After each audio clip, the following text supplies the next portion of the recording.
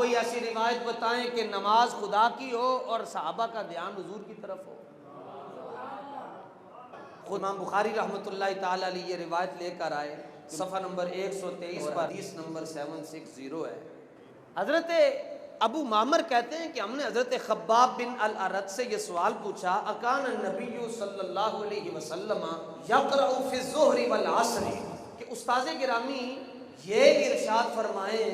کہ جب نبی پاک صلی اللہ علیہ وآلہ وسلم ظہر اور عصر کی امامت کرواتے تھے تو کیا اس میں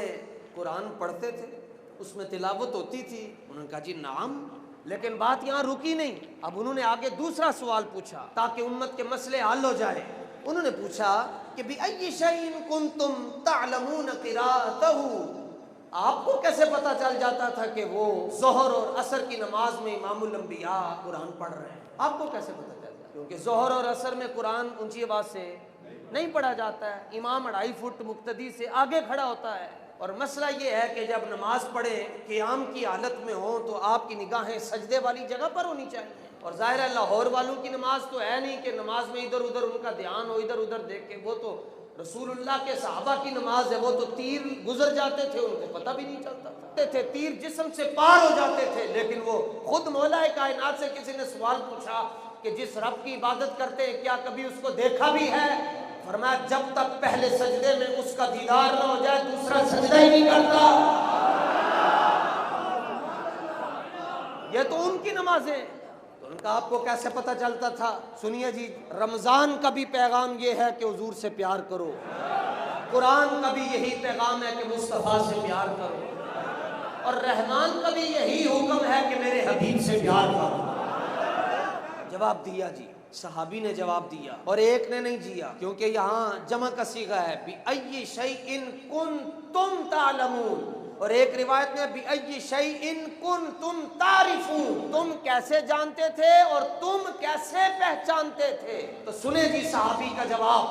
اور یہ میں کوئی اہل سنت کا ایسا عقیدہ نہیں ہے کہ جو کوئی بریلی سے چلا ہے یا پاک پتن سے چلا ہے کوئی مانے گا یا نہیں مانے گا، اہل سنت کا عقیدہ وہ ہے جو مدینے کی گلیوں سے چلا ہے۔ بریلی والوں نے، پاک پتن شریف والوں نے، اجمیر شریف والوں نے، سرہند شریف والوں نے عقیدے نئے نہیں دیے، بلکہ ان عقیدوں کو صاف ستھرا کر کے جو 1000 برس سے ان کے اوپر گرد لگا ہوا تھا وہ گرد ہٹا کے دوبارہ امیر المجاہدین کی صورت میں پوری امت کو وہ شہزادہ دیا جس نے پوری امت کو پکڑ کر حضور کے قدموں میں بٹھا دیا۔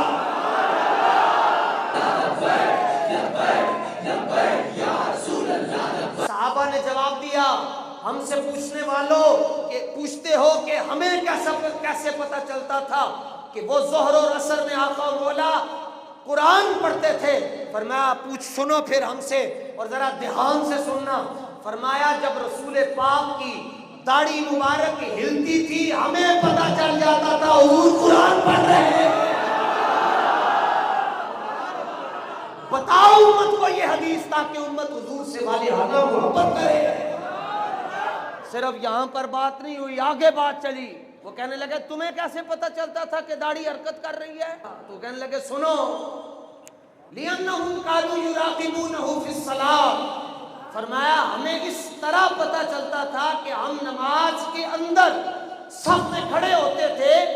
تو جب رسول پاک نماز پڑھا رہے ہوتے تھے ہم حالت نماز میں خدا کی بندگی میں